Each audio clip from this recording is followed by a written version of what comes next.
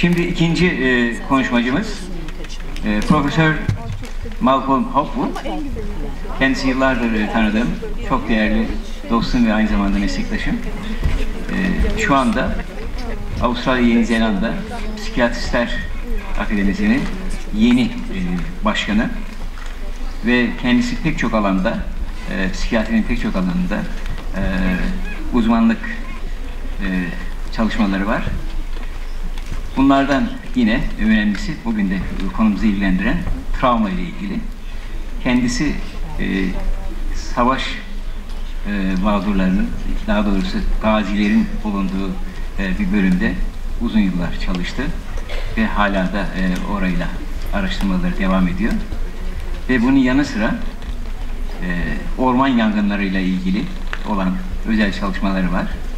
Çünkü Avustralya yaz aylarında orman yangınlarına maalesef sık sık maruz kalıyor. Ve bazı orman yangınlarında da çok büyük can kayıpları olabiliyor. O nedenle doğayla ilgili olan bu afetlerde de Malcolm Hopwood'un çalışmaları var. Bu konuda da kendisi değerli bir araştırmacı. Aynı zamanda Melbourne Üniversitesi'nde de psikiyatri öğretim üyesi. Diğer önemli bir yine alanı, psikocerrahi alanı. O bölümde de yine değerli çalışmaları var. Bunun yanı sıra da Avustralya Yeni Zelanda Psikiyatristler Derneği'nde önemli görevleri var. Şimdi başkanın dışında daha evvel Victoria eyaletinde başkanlığını yaptı uzun süreler. Ve yine bu dernekte de denetleme bölümünde de uzun yıllar yine görev yaptı. Şimdi ben daha fazla vaktinizi almadan Malcolm Hopwood'a konusunu anlatmaya başlaması için rica edeceğim. Aşağı yukarı 35 dakika kadar falan konuşma olacak. Ondan sonra da soruları alacağız. Ve arkasından da gayet iyi, hak edilmiş bir öğle yemeği sizleri bekliyor. Peki. Teşekkürler. Malcolm. Thank you, Dr. Tuncer, and thank you to Professor Dink and the other organisers of this meeting. It is a great pleasure to be with you, and indeed it is in many ways a distinct and proud thing to be talking about this topic on when we are very close to the 100th anniversary of the conflict at Gallipoli. So I'm very pleased to be with you. What I am going to talk about today is the evolution of our thinking about trauma and mental health consequences of war, beginning with some older ideas and then moving to the current notion of post-traumatic stress disorder. I would then like to talk a little bit about approaches to the treatment of post-traumatic stress disorder. This will be based at least partly on my experience of running a treatment unit for war veterans for around 20 years. And hopefully during that time I learned a few things. In thinking about post-traumatic stress disorder in any setting, it is important for us to begin with a clear conception of what is trauma. Trauma is a word that is now used in many different ways. There can be little doubt that the events of war are traumatic, but do they constitute the kind of trauma required to produce disorders like post-traumatic stress disorder? This definition of a trauma, many of you will be aware, comes from DSM-4. DSM-5 has changed to include hearing in a repeated manner about trauma rather than directly experiencing it. War clearly meets this criteria. In many ways, being in a war theatre by itself is enough to reasonably constitute a fear of a threat to one's life. But even within war, the response psychologically will be variable. Not everyone who goes to war gets PTSD. Not everyone who goes to war has the same experience or their understanding of their role in that war. So similar to civilian disasters, the majority of people who go to war do not get PTSD. And that is very important. It's not to say it's rare, it's very common. But the majority of people don't get it. And we should not forget that and should put effort into studying why some people are resilient. It is also important to say, in looking at the mental health consequences of war, that post-traumatic stress disorder is only one of them. In a number of settings following trauma, if there is a mental health disorder, the assumption made is often that it will be post-traumatic stress disorder because it follows trauma. But in fact, if we look at the epidemiology of war-related mental health problems, depression is more common, and substance abuse probably more common as well. Of course, these things may often co-occur, and I'll talk a little bit more about that later on. To begin discussing post-traumatic stress disorder, it is important to acknowledge that in many ways this diagnosis has been developed through the DSM system more than many other psychiatric diagnoses. And ICD has tended to follow in this area, for better or worse. PTSD, as we now know it, probably was more clearly developed in DSM-3 and DSM-4, and I'm going to refer to them a bit more in a moment. Just because DSM discovered PTSD after the Vietnam War affected so many Americans doesn't mean that PTSD didn't exist before then. So we have descriptions of what we would now call PTSD dating back to ancient Greek literature, from a range of primitive cultures, and I think the best historical descriptions are found in the diary of Samuel Pepys from 1660. He wrote about the Great Fire of London that burned down over a third of the city, a very hard thing to imagine now. He walked around the streets and described people in various abnormal mental states, many of whom no doubt had post-traumatic stress disorder. Later on, particularly from the time of the American Civil War, the study of post-traumatic stress disorder under various names became linked more closely to war. And it was really the consequences for veterans that led to the development of the current diagnosis of post-traumatic stress disorder. In talking about history, one has to quote from Shakespeare if you come from an English-speaking country. Shakespeare described the presence of post-traumatic stress disorder in Macbeth. Normally I don't read this out because I'm not a very good actor, but given the audience perhaps I will, where Macbeth consulted a doctor about his wife being troubled by what we would now call post-traumatic nightmares.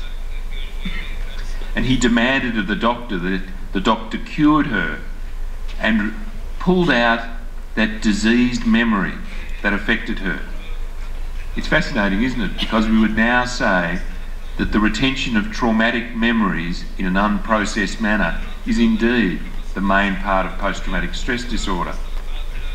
Just to show that even back then we weren't too sure what to do, the doctor replied at that time, well, this patient has to fix themselves. Perhaps we have got better. The first real interest in war-related post-traumatic stress disorder came at the time of the American Civil War, which many people saw as one of the first modern conflicts with new weapons. The description given at that time by Da Costa focused on the physical symptoms of anxiety, talking about abnormal cardiac rhythm, palpitations and fainting as core symptoms of what he called soldier's heart. This idea that post-traumatic stress disorder was a disorder of physical exhaustion then persisted during World War I and World War II. In World War I, we also saw descriptions of what we would now call post-traumatic stress disorder that were based entirely on the horrific experiences that people would suffer. So terms like shell shock, gas neurosis, and buried alive neurosis for people who were caught in a trench that collapsed on top of them show how traumatic many of the events were. However, these terms failed to recognise that the mental health disorder produced was actually post-traumatic stress disorder. In World War II, much of the focus returned to the physical symptoms of post-traumatic stress disorder. So across the various armies fighting in World War II, there was great focus on the role of the adrenal system, leading Gardner to recommend that the treatment for post-traumatic stress disorder was to remove the adrenal glands. Nowadays, we would say this is an extraordinary idea, but it reflects the understanding of the time. It was the Vietnam War, particularly America's involvement and the effect on American veterans, that led to the description of PTSD in DSM-3 and then 3R, and really produced the definition of the syndrome much as we now know it. That's important because that's a particular culture that PTSD was first described in. One of the things that was associated with that culture was the drive by Vietnam veterans in America to seek compensation. This has remained a great problem in this area and led to great doubt about the diagnosis. So many people say post-traumatic stress disorder in war veterans is only about compensation and monetary reward. This has been a terrible thing for many veterans whose suffering is not being recognised. For those of you who like history, I would recommend to you as the best book that describes post-traumatic stress disorder in World War I veterans, All Quiet on the Western Front, written by a German soldier, that describes both the horror of World War I and indeed what post-traumatic stress disorder was. As part of this argument about compensation, in World War II, a number of armies began to blame the soldier who suffered from post-traumatic stress disorder. Some of the armies said that these soldiers were trying to avoid their responsibilities or were weak people.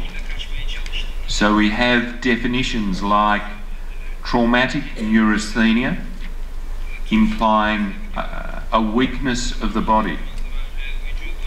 A common diagnosis used by the British Army during World War II was hysterical anxiety. Also frequently seen in Australian records from the time is inadequate personality disorder. These are very demeaning terms that describe people in ways that does not suggest that they require treatment. Winston Churchill perhaps summed up this attitude well in the following quote. When psychiatrists and psychologists suggested to him that people required treatment for these difficulties, he suggested that they should be restricted as much as possible because they are capable of doing an immense amount of harm, with what may very easily degenerate into charlatanry, so quackery or voodoo treatment. The tightest hand should be kept over them. There are quite enough hangers-on and camp followers already. So clearly, he dismissed the role of mental health care for affected soldiers. And whilst these attitudes may seem old-fashioned now, I would suggest to you they have not gone away completely. In dealing with soldiers, sailors and airmen who have post-traumatic stress disorder, we have to have the kind of partnerships we have previously mentioned with armed services, with government, and the culture of many armies across the world is a very tough one. Armies do not like to acknowledge that mental health casualties will happen during war, because otherwise they will find it hard to get people to go and fight. So they tend to ignore this fact. No army will give a potential soldier pre-consent information about their risk of PTSD, and yet that risk is very real. So where did we end up with the diagnosis of post-traumatic stress disorder?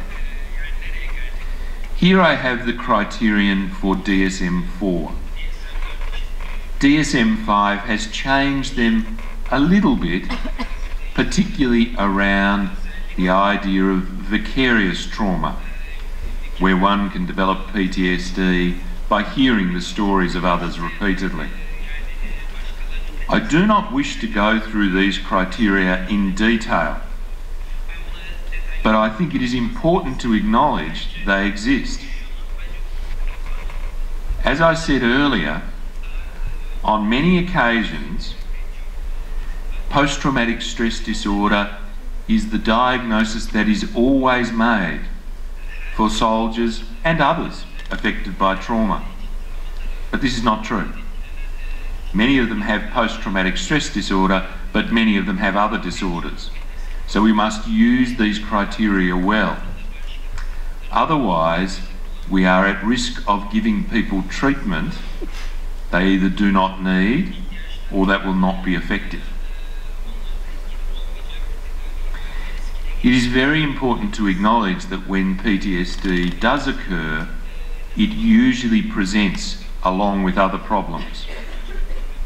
Depression and substance abuse are the two most common comorbid problems with PTSD in Australian veterans.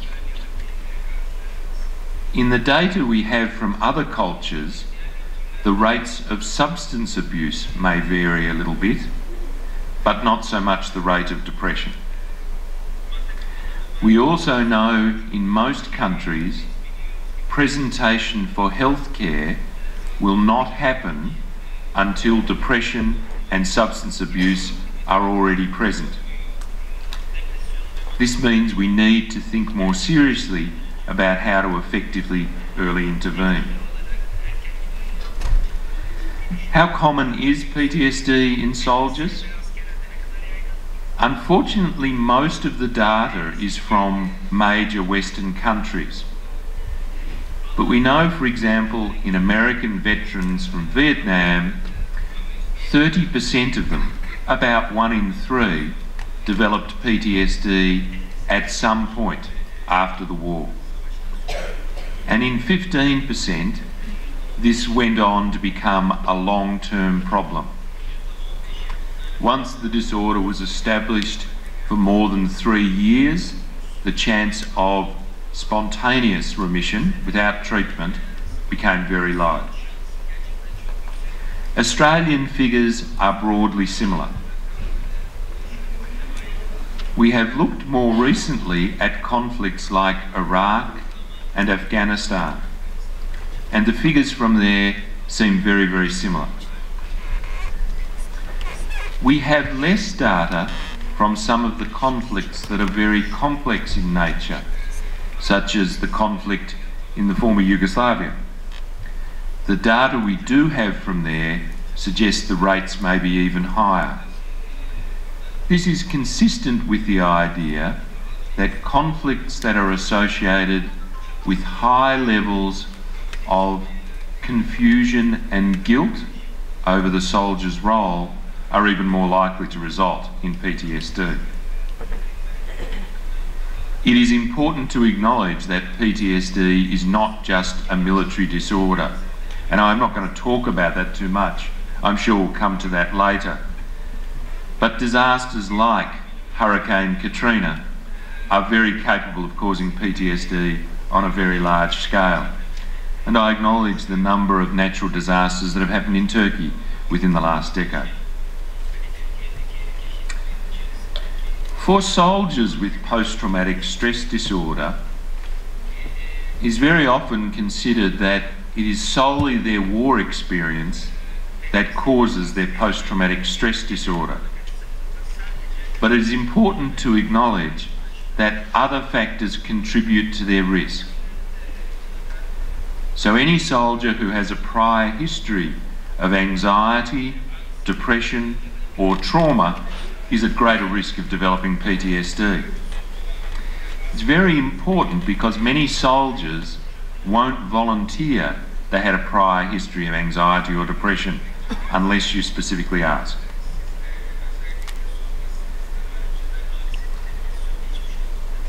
The frequency of combat exposure does predict the likelihood of developing PTSD, but probably only accounts for about 30% of the risk of developing PTSD.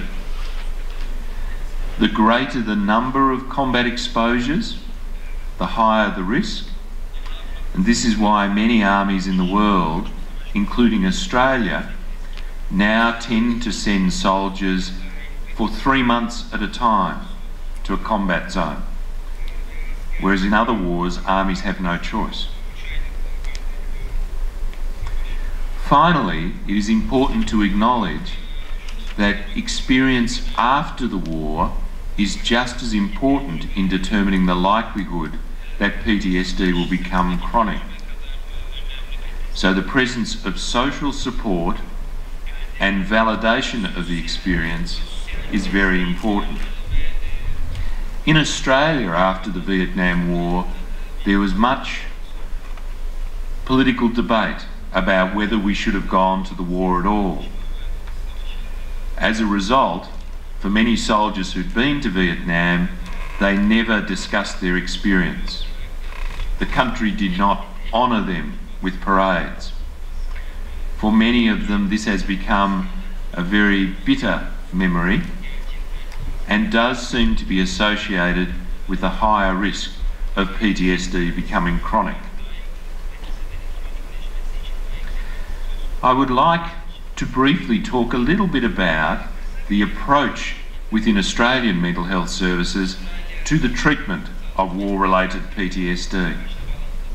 Many of these principles will be familiar to you.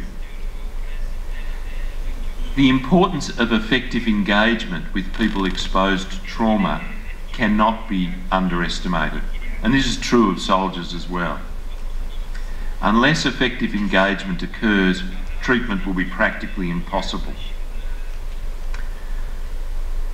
For those soldiers who do have post-traumatic stress disorder, effective psychoeducation to them and their families about the nature of the disorder is very important. Many soldiers will not reveal any of their experience to their families. So their families witness only anxiety and irritability, but have no idea why. I will come back to the role of medication in the treatment of post-traumatic stress disorder, but my main message is that the role is relatively minor. It may have a role in the treatment of depression that is associated with PTSD and sometimes in the treatment of substance abuse. I'd like to go on to talk a little more about the programs we developed to try and treat post-traumatic stress disorder in veterans.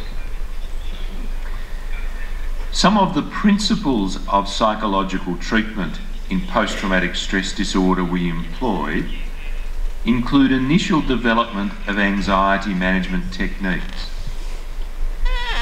going directly to discuss traumatic experiences is not possible for most veterans. They feel overwhelmed by their anxiety and need techniques to have some sense of mastery before they can begin trauma-focused therapy.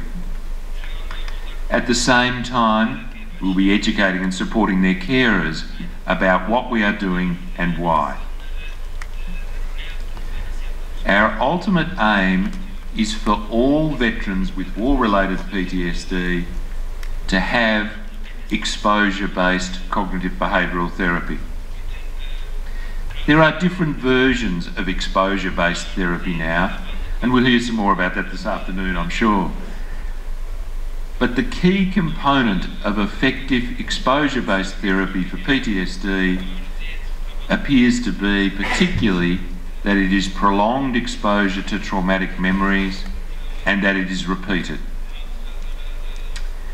Where post-traumatic stress disorder is due to something like a traffic accident, in vivo exposure to reminders may be possible. But with war-related PTSD, we cannot do this form of exposure. People have tried with computer-based assimilations of war, but really the efficacy data is not too promising. So this is repeated, prolonged exposure during therapy. One of the important consequences of this is that this is very hard work for therapists. And the importance of supervision that we heard of from Professor Herman this morning cannot be underestimated. A number of other approaches have been produced for psychological therapies for combat-related PTSD. Most guidelines list EMDR, or eye movement desensitisation, as a level 1 evidence treatment. Its use, however, still remains controversial for some. The basis by which EMDR is effective is not entirely clear, but some evidence suggests it may be predominantly about the exposure component. It is important to accept that not everyone with combat-related PTSD can do exposure therapy. And even in those who do, it isn't always effective. So a range of other approaches have been widely discussed. Some of these approaches have been designed to help the treatment of PTSD where there is not much availability of cognitive behavioural therapists. So it is great to talk about this approach in Australia, but in many countries there won't be the available therapists. It is interesting, and we are still building evidence about what treatments may be effective of shorter duration than exposure-based therapy and requiring less training. At the moment, that is not clear. We delivered an exposure-based therapy program over a 12-week period that had both group and individual treatment.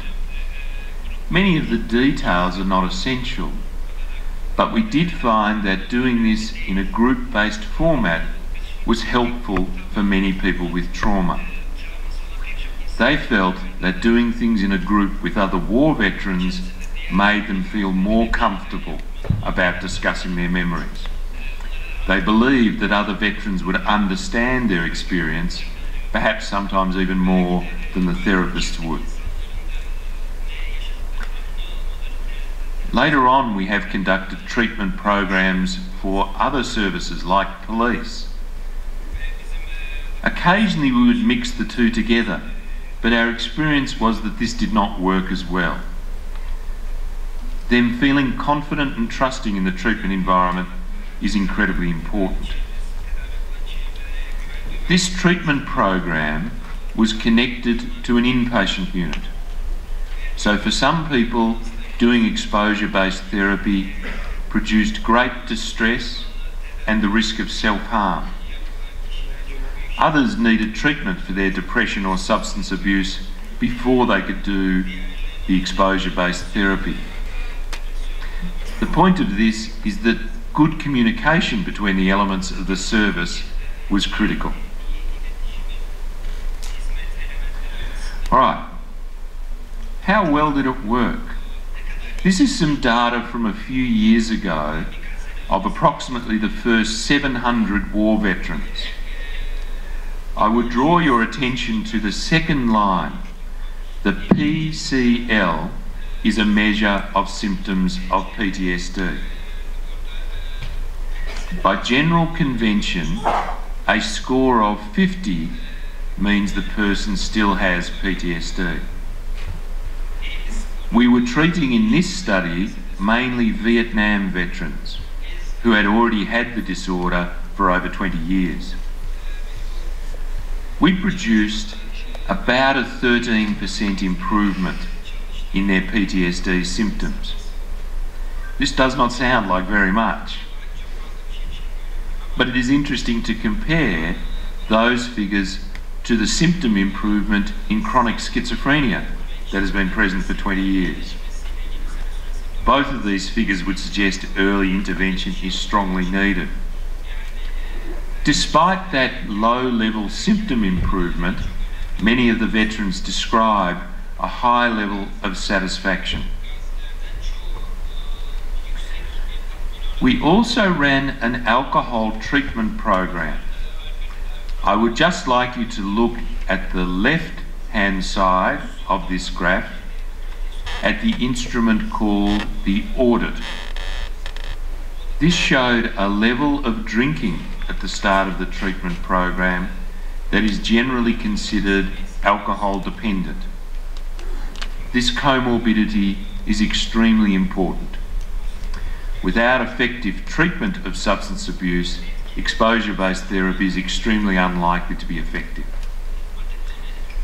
We reduced their level of drinking to moderate drinking still through this treatment program, and then people with substance abuse problems were then able to do exposure-based therapy. I will just move on quickly to a few comments about the role of medication. I apologise that we don't have more time to spend on those lovely pictures. What do we know about the neurobiology of post-traumatic stress disorder? We know that in post-traumatic stress disorder, many of the same circuits are involved as are involved in depression and the other anxiety disorders. Patients with PTSD show prominent atrophy of the hippocampus, and on functional imaging studies, the amygdala is very reactive to traumatic reminders. It's almost like they have a failure of the normal control of the emotional attachment to memories. How well can medications help that if there is a neurobiological basis? There is placebo-controlled evidence for many of the antidepressants, but most of them do not have level 1 evidence. Because many of these patients have very high levels of arousal, in Australia and other countries they are often treated with atypical antipsychotics, but none of them have level 1 evidence either. And they also have a high risk to benefit ratio. One of the medications currently under much study is prazosin, an old medication used for the treatment of traumatic nightmares, and it is showing considerable potential promise. Overall, only the serotonin reuptake inhibitors have level 1 evidence in the treatment of PTSD. So they are generally worth trialling. However, the benefit is variable and modest in size. Medications are not the answer for PTSD. other antidepressants may be helpful for some patients. I have suggested already that early intervention should be our goal in post-traumatic stress disorder. I am not going to talk today about concepts like early screening and psychological first aid, but there is now a developing field of knowledge about how to intervene early to try to reduce the frequency of PTSD. Of course, in many disaster situations, this is complicated by the many other challenges that people face. There has been some interest in the use of medications early on to try to prevent the development of post-traumatic stress disorder, and some of you may have read of this. It is my advice that the evidence so far does not prove that we can prevent post-traumatic stress disorder with medication. So amongst the agents that have been tried in the first week or two after trauma are beta blockers like propranolol, benzodiazepines, or even hydrocortisone to prevent the development of PTSD. There is not sufficient evidence to recommend any of these treatments. So early intervention should not at this time feature medication. I hope in this very short talk I have indicated that chronic war-related post-traumatic stress disorder is a major public health problem. I am often asked, what do I think when Australian soldiers go off to fight a new war? And what would I like to say to our government? In my answer, I try to be diplomatic because I think this is important. I would say that going to war must be the most difficult decision for any government to make, because you know you are sending people to their death.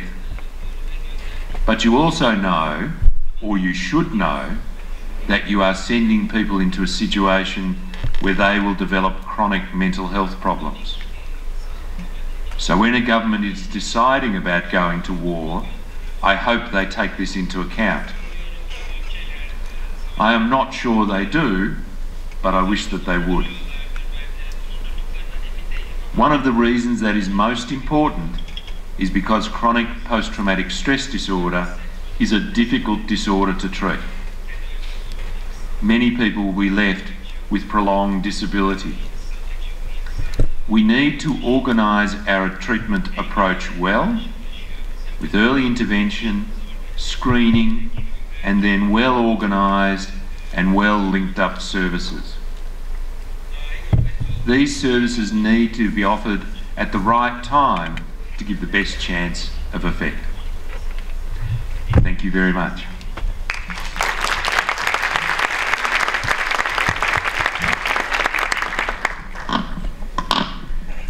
Profesör Malcolm Hopwood'a çok teşekkürler. Thank you, Mal. Bu kadar kısa zamanda gerçekten çok iyi bize bir özetini yaptı. Posttraumatik stres bozukluğunun kısa bir tarihçesinden bahsedip aslında yeni bir tanım olduğunu, halbuki travmanın bu kadar çok eski bir tarih olmasına rağmen yeni bir tanım olduğunu gösterdi. Ve yine vermek istediği mesaj, kronikleştiği zaman maalesef tedavisinin çok zor olduğu, erken müdahalenin çok önemli olduğu, erken müdahale ederken de ilaç konusunda çok fazla bir iyimserlik olmadığını söyledi. Ve öncelikle anxiety, anksiyete ve kaygılı durumlar, depresyon, sonra madde bağımlılığı problemlerine el atılarak travmaya yönelik, travma odaklı psikoterapi yapılabileceğinden de bahsetti. Exposure terapi dediğimiz, daha çok böyle yüzleştirmek tarzında olan terapiyle de sonuçlar alınabildiğinden söz etti. Ve sonuç olarak tabii tekrar vurgulanması gereken durum, kronikleştiği zaman işlerin hayli zor olduğu şeklinde. Şimdi sizlerin sorularını alalım. Aşağı yukarı yine bir 5 dakika kadar vaktimiz var. Sorular. Evet.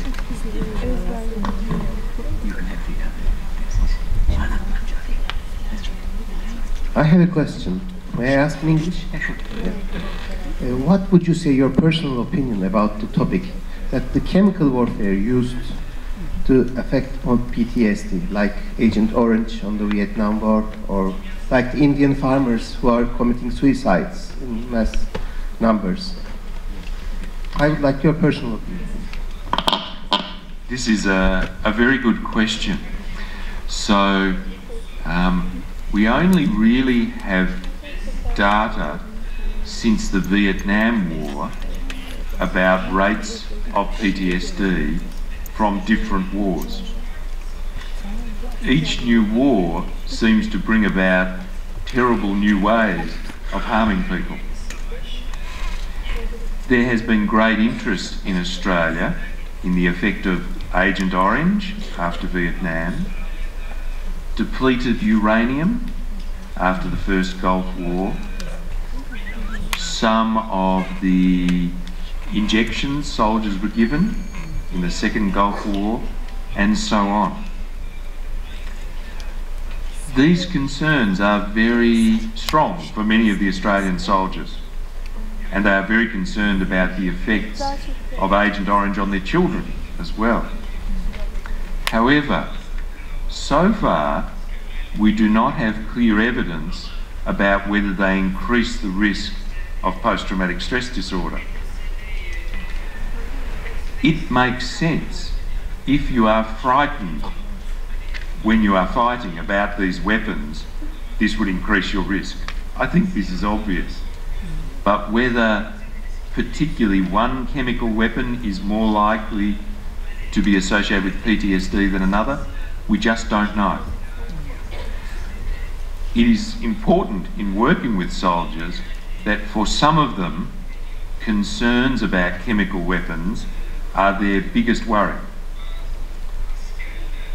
Even if I do not think that they have been affected by a chemical weapon, I must understand how important this is to them. Otherwise, they will not be interested in my treatment for their PTSD. So understanding their experience is central. Teşekkür ederiz Profesör Hopwood'a. Hakikaten bizim için çok özetleyici, güzel bir konuşma oldu. I'm going to ask in Turkish, so you better have your... Okay.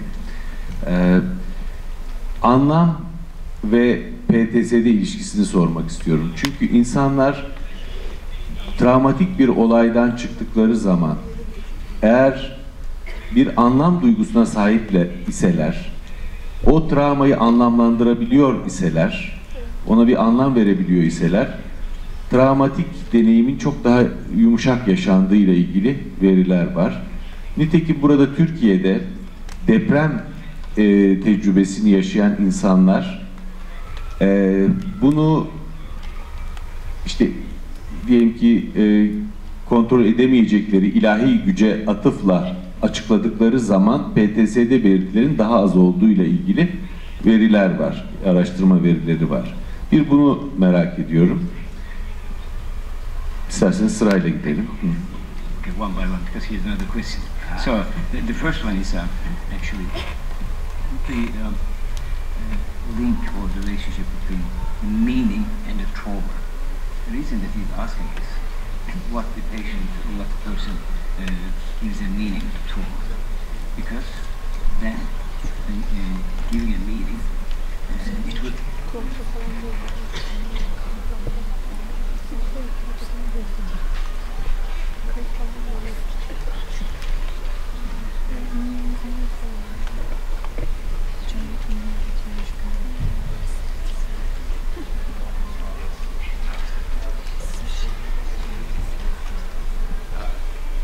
Very important question, and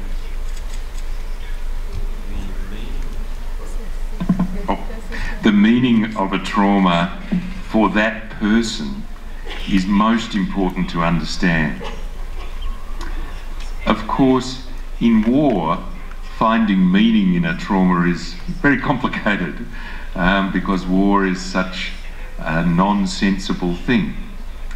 But it's very well demonstrated in disaster literature for post-traumatic stress disorder that for each individual, their understanding of the event, their perception of their own role in the event,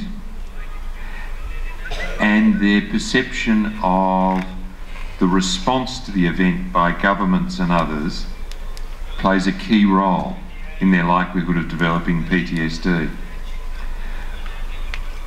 We now do have some consistent ideas about early mental health response to disaster.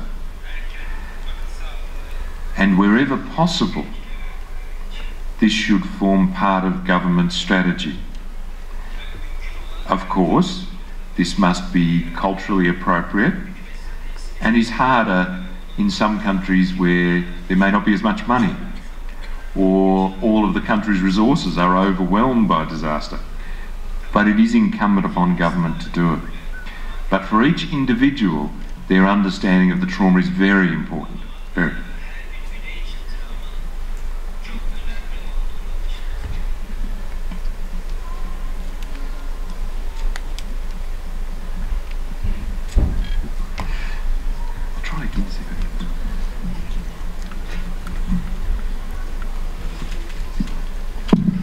Öncelikle teşekkür ediyorum.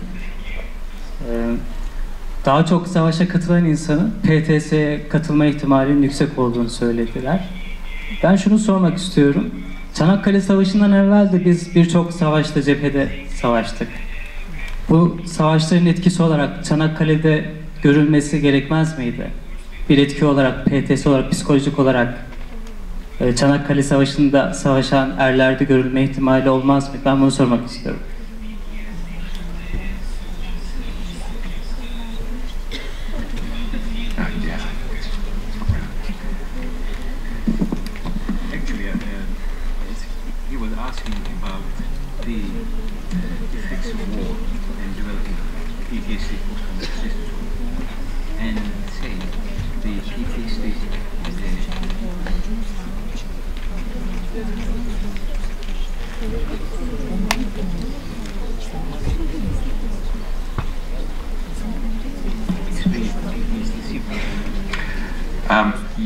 Yes, they did have PTSD after World War I, but we did not call it that.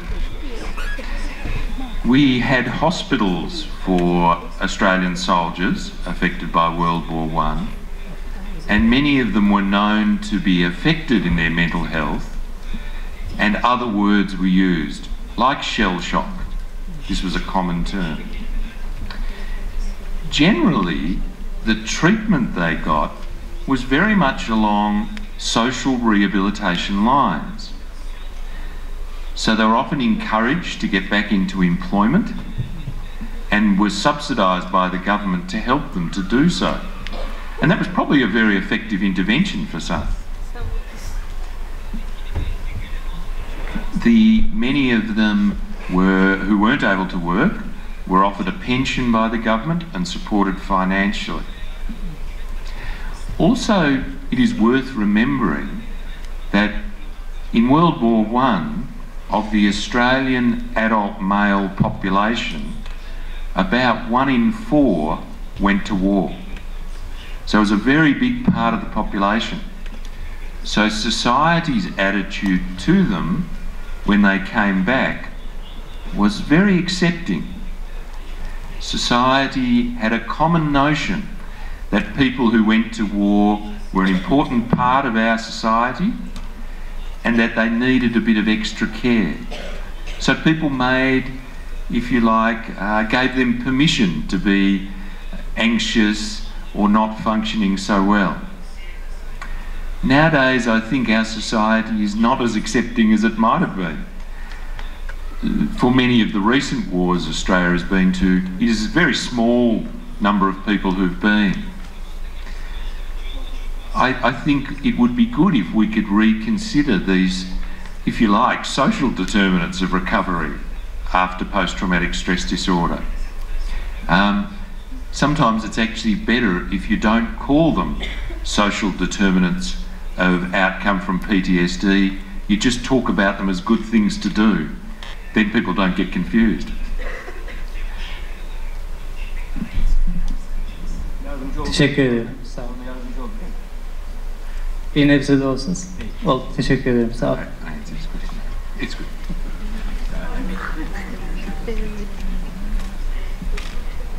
Teşekkürler. Bu PTSD'li askerler için yapılan program anlatılırken aklıma önleyici ruh sağlığı olarak Avustralya'da aileleri ve çocukları için de bir çalışma yapılıp yapılmadığı sorusu geldi. Bu da programın bir parçası oldu mu önlemek adına?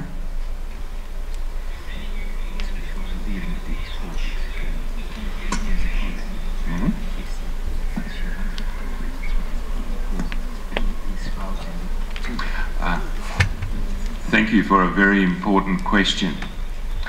So, in the past, when soldiers returned from war to Australia, their treatment did not involve their spouses or their children at all. Research showed that, of course, their families are very badly affected. I think this is quite obvious to all of us. Gradually, the government came under pressure to start funding services for the children and the wives of soldiers. And now we are sending some women to war, also their husbands too. So as part of our program now, there is routinely a partners group, and we also run events for children, from quite young children through to adult children of older veterans. We think this is a central part of care. We did run a program a few years ago for veterans of World War II. So these were now very old men in their 80s. And I remember one experience of talking to a wife of one of these men. He had been in the Navy. His wife, who he married before the war, knew that he had been in the Navy and knew that he had been away for 5 years. She did not know anything else about his whole experience. She knew that since the war, he woke up in the middle of the night screaming, that he kept a job but he drank a great deal, and sometimes he was irritable, and although they didn't tell me, I think maybe even sometimes he was violent.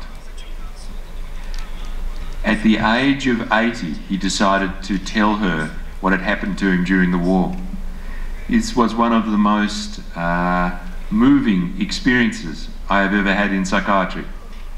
And it meant for me very much that all treatment for PTSD has to involve partners and children. Son soru da alalım. Son soru.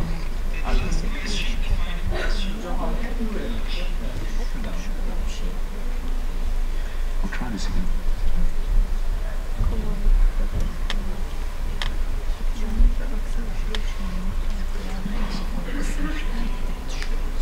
Merhabalar.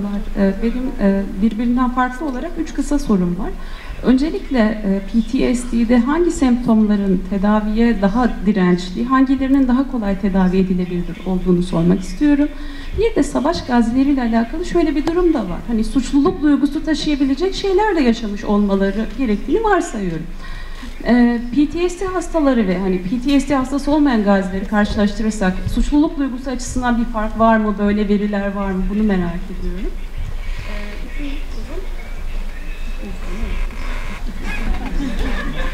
Üçüncü sorumu unuttum. Teşekkür ederim. So, our treatment data shows that response actually seems to happen with all the major symptoms. So, if a person improves, they get improvement in re-experiencing arousal and avoidance. But the avoidance responds the least. This may be because we are treating people with very chronic conditions. So if we could treat them earlier, we might get improvement in that as well. The second question was about the importance of guilt in the treatment of PTSD. And this is an important issue not just in veterans, but in others with PTSD as well. For many veterans of war, there are particular memories that are most difficult to discuss. Sometimes these involve doing things that we would all consider outside normal human moral behaviour. So, for example, where soldiers have been involved in very close combat and have discovered that their enemy is very young. Maybe they see photographs and get a sense that the other person has a family. Or where they've been involved in acts of torture. Or indeed sometimes sadly acts against civilians that can happen in a war zone. These things are not often discussed, but sadly are not rare in war because maybe the situation is so crazy in some ways. Very often soldiers in Australia are reluctant to discuss these memories, and yet they are a very potent cause of PTSD. It is another part of why it is important to build a good therapeutic relationship where the person feels trust and confidence, and that they understand pardon me, they understand you are separate from the authorities and the government because they are worried, if I tell you these things, will I get into trouble? It is important that they understand you are there to help them, not to be a policeman. But this is a very complex issue sometimes. Again, as a therapist, it is very hard to listen to some of these things. Some of these things, most of us would not like to think they happen. So in our service, support for the therapists is very important. And they will have regular supervision and training and opportunities through their leadership to discuss where difficulties arise. I think this is very important in this area of work.